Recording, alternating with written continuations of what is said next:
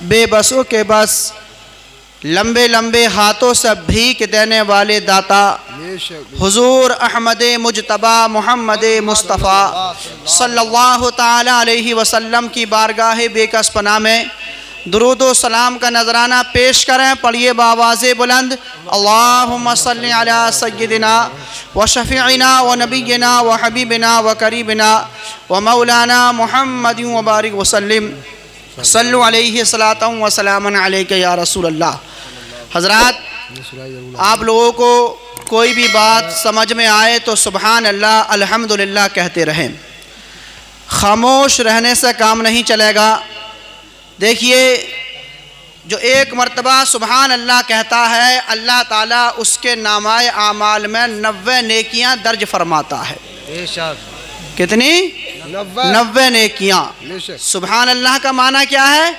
اللہ پاک ہے۔ کیا معنی ہے سبحان اللہ کا؟ اللہ پاک ہے۔ حضرات، ہم کہیں اللہ پاک ہے تب بھی اللہ پاک ہے، ہم نہیں کہیں تب بھی اللہ پاک ہے، لیکن جب ہم سبحان اللہ کہتے ہیں، اللہ پاک کہتے ہیں، تو اللہ پاک کہنے سے ہماری ناپاک زبانیں پاک ہو جاتی ہیں، ہماری ناپاک زبانیں پاک ہو جاتی ہیں۔ تو اس لیے آپ حضرات محبت سے سبحان اللہ بولتے رہیے، آپ بیدار بھی رہیں گے اور آپ کے نیکیوں میں اضافہ بھی ہوتا رہے گا۔ بے شک سبحان اللہ۔ تو ایک مرتبہ زور سے بولیے سبحان اللہ، سبحان اللہ، الحمدللہ۔ الحمدللہ۔ حضرات، ہم اور آپ یہاں پر جمع ہوئے ہیں نیکیاں حاصل کرنے کے لیے۔ بے شک نیکیاں حاصل کرنے کے لیے ہم اور آپ یہاں پر اکٹھا ہوئے ہیں، جمع ہوئے ہیں۔ محبت سے سنیں، سکون کے ساتھ سنیں اور اس پر عمل کرنے کی کوشش کریں۔ انشاءاللہ ہم اگر ایسا ہی سن کے یہاں سے چلے جائیں گے، عمل نہیں کریں گے تو کوئی فیض نہیں ملنے والا۔ تو اس لیے ضروری ہے کہ ہم جو بھی یہاں پر بیٹھے ہیں، آپ حضرات نعت سن رہے ہیں، تقریر کو سن رہے ہیں، تو اس پر عمل کرنے کی کوشش کریں اور غور و خوض کریں کہ اللہ نے کیا فرمایا ہے، نبی نے کیا فرمایا ہے۔ عطا ہو۔ اعلیٰ حضرت فرماتے ہیں، چمک تجھ سے پاتے ہیں سب پانے والے، واہ واہ، بے شک چمک تجھ سے پاتے ہیں سب پانے والے، میرا دل بھی چمکا دے چمکانے والے، واہ واہ، میرا دل بھی چمکا دے چمکانے والے۔ حضرات، ہمارے آقا ایسی روشنی ہے، ایسے نور ہے کہ ہمارے آقا کے نور سے ساری کائنات چمک رہی ہے، ساری کائنات کو روشنی ہمارے آقا کے صدقے مل رہی ہے، ہمارے نبی کے صدقے اللہ نے پوری کائنات کو بنایا ہے۔ حضرات، شاعر کہتا ہے، نبیوں میں سب سے اعلیٰ رتبہ میرے نبی کا، نبیوں میں سب سے اعلیٰ رتبہ میرے نبی کا، قرآن پڑھ رہا ہے خطبہ میرے نبی کا، قرآن پڑھ رہا ہے خطبہ میرے نبی کا۔ یہ میرے نبی کی شان ہے، میرے نبی کا مقام ہے کہ اللہ نے پورے قرآن مجید کو اپنے محبوب کی شان میں نازل فرمایا ہے۔ حضرات، ہم اور آپ قرآن کو پڑھتے ہیں، قرآن کو پڑھتے ہیں، قرآن پاک کی تلاوت کرتے ہیں اور نیکیاں حاصل کرتے ہیں، سکون حاصل کرتے ہیں، لیکن ہمارے نبی کی وہ شان ہے کہ قرآن ہمارے نبی کا خطبہ پڑھ رہا ہے، قرآن ہمارے نبی کی تعریف بیان کر رہا ہے، قرآن ہمارے نبی کی شان بیان کر رہا ہے۔ تو شاعر نے کہا ہے، نبیوں میں سب سے اعلیٰ رتبہ میرے نبی کا، قرآن پڑھ رہا ہے خطبہ میرے نبی کا۔ حضرات، دینے والی ذات اللہ تعالیٰ کی ہے، اللہ تعالیٰ سب کو دیتا ہے، سب کچھ اللہ کے یہاں سے ملتا ہے، لیکن اللہ تعالیٰ اپنے محبوب کو عطا فرماتا ہے اور اس کے محبوب ساری کائنات کو تقسیم فرماتے ہیں، اس کے محبوب سارے کائنات کو تقسیم فرماتے ہیں۔ شاعر نے کہا ہے، دیتا ہے رب تعالیٰ سرکار بانٹتے ہیں، دیتا ہے رب تعالیٰ سرکار بانٹتے ہیں، کھاتا ہے سارا عالم صدقہ میرے نبی کا، کھاتا ہے سارا عالم صدقہ میرے نبی کا۔ یہ معجزہ تو دیکھو مٹھی میں ابو جہل کی، یہ معجزہ تو دیکھو۔ حضرات جب ہمارے نبی صلی اللہ تعالیٰ علیہ وسلم نے اعلان نبوت فرمایا تو ابو جہل کو بہت برا لگا، کٹر دشمن رسول، سڑا ہوا کافر، حضرات نبی کو بہت تکلیفیں دیا کرتا تھا، نبی کو بہت ستاتا تھا۔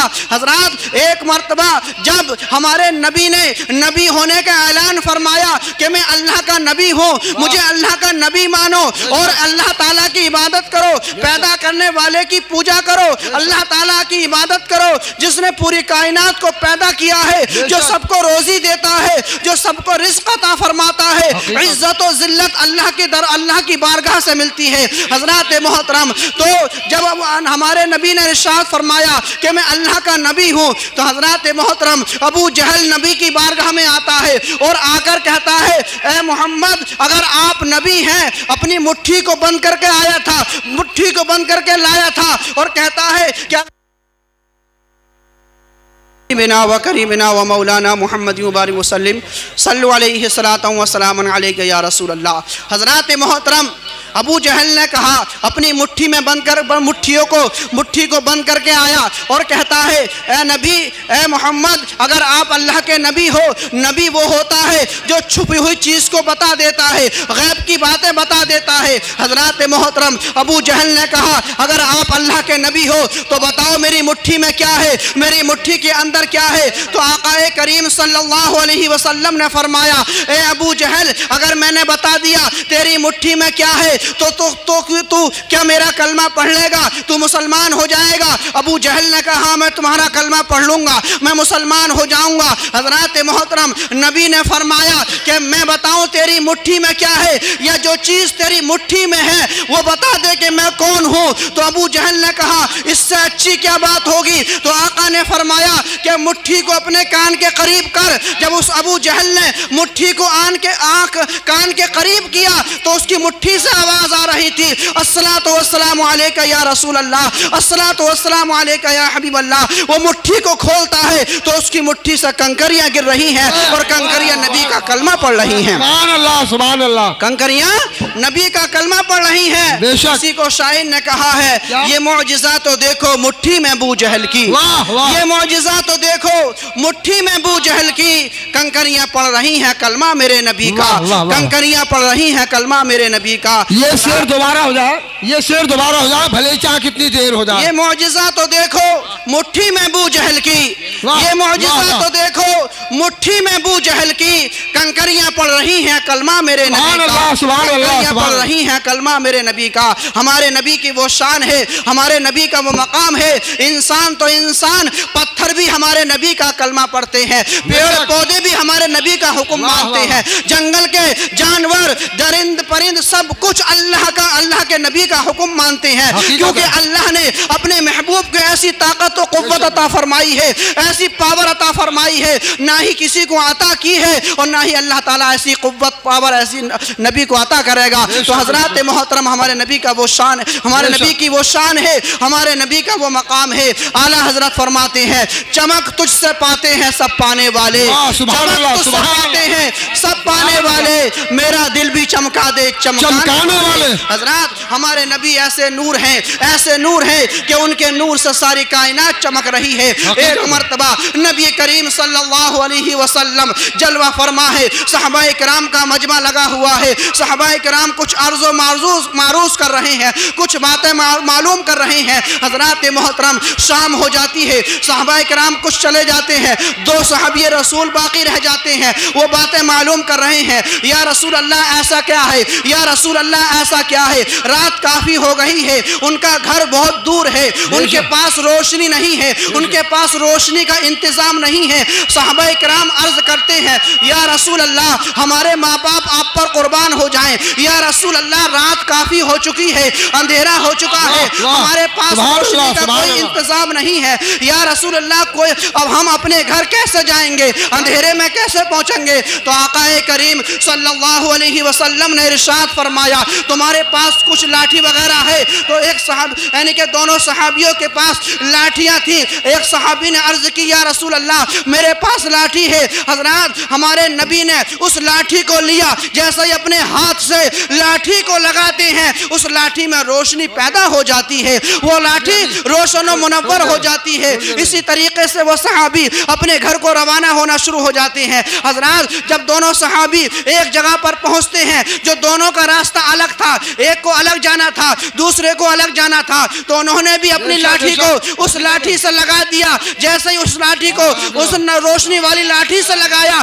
تو اس لاٹھی میں بھی روشنی پیدا ہو جاتی ہے۔ اسی طریقے سے دونوں صحابی رسول ان لاٹھیوں کی روشنی میں اپنے گھر کو پہنچ جاتے ہیں۔ اسی کو اعلیٰ حضرت فرماتے ہیں کہ چمک تجھ سے پاتے ہیں سب پانے والے، چمک تجھ سے پاتے ہیں سب پانے والے، میرا دل بھی چمکا دے چمکانے والے، برستا نہیں دیکھ کر ابر رحمت، برستا نہیں دیکھ کر ابر رحمت، بدوں پر بھی برسا دے برسانے والے، بدوں پر بھی برسا دے برسانے والے، تو زندہ ہے واللہ تو زندہ ہے واللہ، میرے چشم عالم سے چھپ جانے والے، میرے چشم عالم سے چھپ جانے والے۔ حضرات محترم ایک مرتبہ درود پاک پڑھیے، اللہم صلی علی سیدنا و شفیعنا و نبینا و حبیبنا و قریبنا و مولانا محمد مبارک وسلم، صلی علیہ الصلوۃ والسلام علیک یا رسول اللہ۔ آپ حضرات ادھر توجہ دیجئے، ادھر آپ حضرات ادھر دیکھیے، ادھر اس کو ہونے دیجئے، وہ ہو رہا ہے صحیح کر دیں گے اس کو۔ درود پاک پڑھیے، اللہ والسلام علیک یا رسول اللہ۔ ایک واقعہ سنیے، اس کے بعد اپنے گفتگو ختم کر دوں گا۔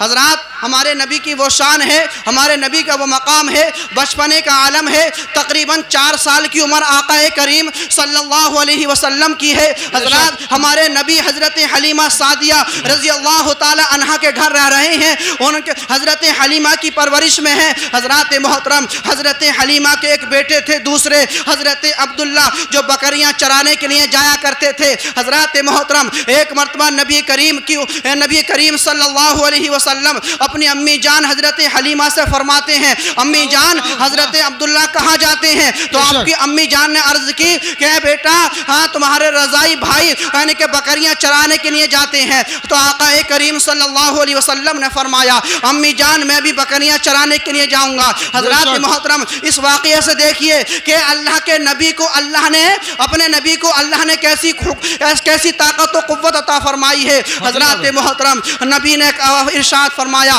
امی جان میں بھی بکریاں چرانے کے لیے جاؤں گا۔ چنانچہ آپ کی امی نے کہا بیٹا ٹھیک ہے۔ حضرات محترم حضرت عبداللہ کے ساتھ حضور نبی کریم صلی اللہ علیہ وسلم بکریاں چرانے کے لیے جاتے ہیں۔ حضرات جب جاتے ہیں 2-3 دن گئے، 2-3 دن کے بعد آقا کریم صلی اللہ علیہ وسلم کو یعنی کہ موسمی بخار ہو جاتا ہے۔ آپ بکریاں چرانے کے لیے نہیں گئے۔ حضرات محترم حضرت عبداللہ بکریاں چرانے کے لیے گئے، اس نے دیکھتے کیا ہے کہ ایک روز ایک شیر بکری کو اٹھا کر لے کر چلا جاتا ہے۔ حضرات محترم حضرت عبداللہ روتے ہوئے آتے ہیں اور اپنی امی سے آ کر کہتے ہیں امی جان آج غضب ہو گیا کہ آج جو سب سے زیادہ دودھ دینے والی بکری تھی اس کو شیر اٹھا کر لے گیا ہے۔ حضرات محترم جیسا ہی آقا نے اتنا سنا، آقا فرماتے ہیں اے عبداللہ بتاؤ شیر کدھر سے آیا تھا؟ آقا کریم صلی اللہ علیہ وسلم حضرت حلیمہ کے ساتھ جاتے ہیں، جنگل کی طرف جاتے ہیں اور ایک اونچی چٹان پر کھڑے ہو جاتے ہیں۔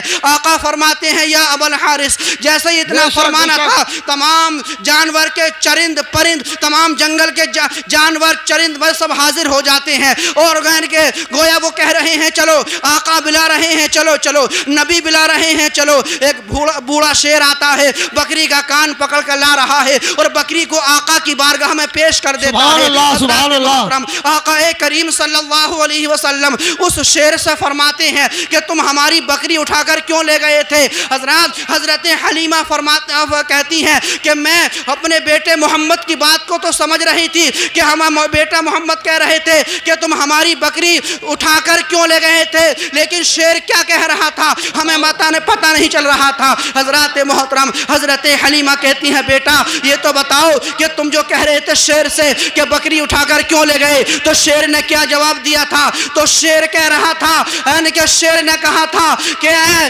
نبی، اے اللہ کے نبی، آپ بکریاں چرانے کے لیے آیا کرتے تھے تو آپ کا دیدار ہو جایا کرتا تھا، آپ 2-3 دن سے بکری چرانے کے لیے نہیں آئے ہیں، ہم نے یہ فیصلہ کیا کہ تمہاری بکری اٹھا کر لے جائیں گے اور تم تو چھڑانے کے لیے آؤ گے تو ہم تمہاری بکری کو پیش کر دیں گے اور اس بہانے سے ہمیں تمہارا دیدار ہو جائے گا، تمہاری زیارت ہو جائے گی۔ یہ ہمارے نبی کی شان ہے۔ اللہ کی بارگاہ میں دعا ہے اللہ تعالیٰ مجھے اور آپ کو نیک عمل کرنے کی توفیق عطا فرمائے، تمام برائیوں سے بچنے کی توفیق عطا فرمائے، آمین۔ وآخر دعوانا الحمدللہ رب العالمین۔ السلام علیکم۔